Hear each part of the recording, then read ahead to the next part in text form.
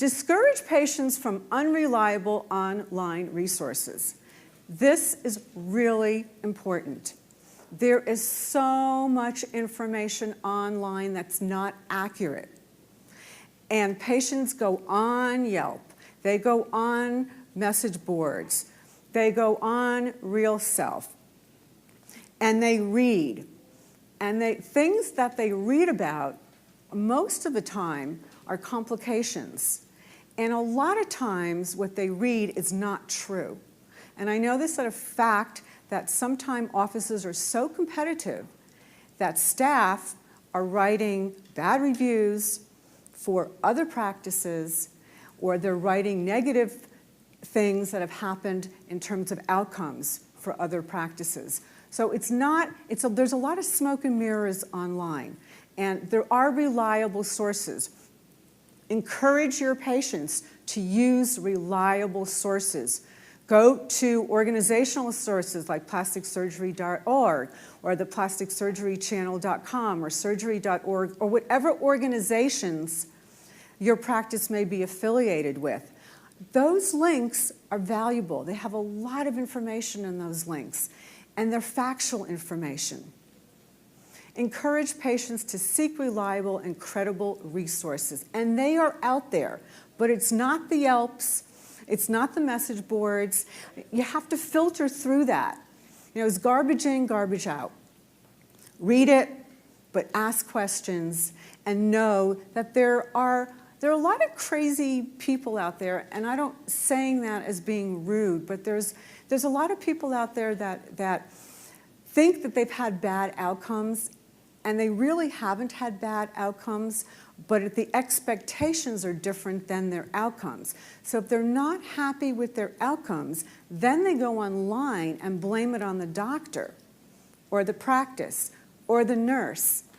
And maybe it's not so bad, but it just comes down to they haven't managed the expectations. The office lacked in that. So you have to understand that when you're reading some of these reviews and some of these message boards, because there's been crazy things out there that people say about Botox and fillers and getting sick and nerve damage and all this. Some of it's true, but a lot of it is not true. So encourage your patients. Here is a list of websites. Give it to them as part of their packet. You want to learn more about this procedure? Here's a list of websites that are credible. I would recommend you to read that. 6, setting realistic recovery time.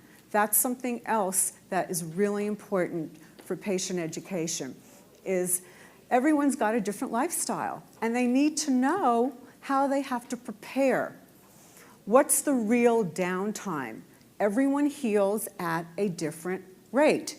If you're giving someone a laser treatment, it really will depend on how deep you go and how aggressive you are.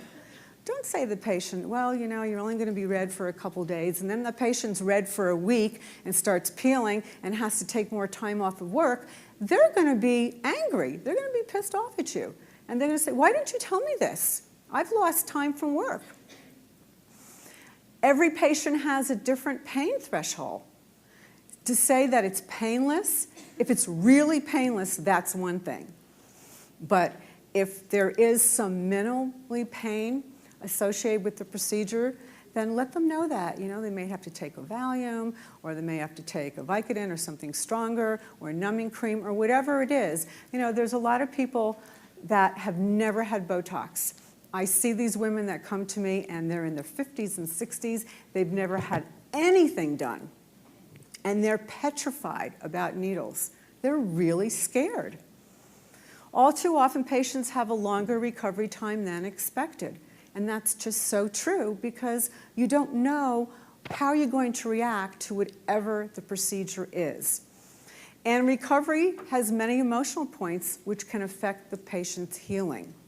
And that's also really important, especially when you're dealing with surgery.